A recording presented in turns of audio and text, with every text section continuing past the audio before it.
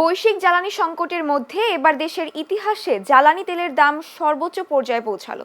জ্বালানি তেলের দাম বাড়িয়ে প্রজ্ঞাপন জারি করেছে সরকার। জ্বালানি তেলের নতুন দাম ঘোষণা করে জ্বালানি ও খনিজ সম্পদ বিভাগ।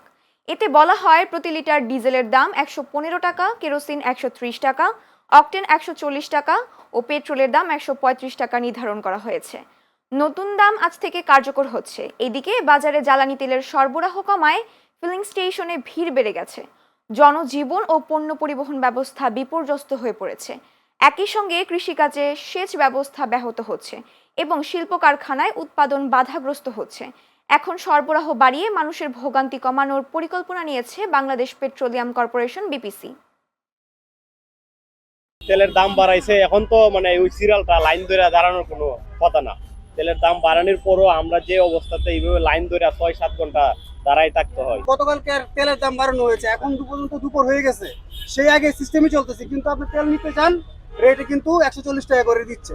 তাহলে এখানে মানুষের স্বস্তিটা কোথায় আসলো ভাই? তেল তো দিতেছে না ওনারা, দাম বাড়ার পরও লাইনে দাঁড়ায় থাকা লাগতেছে।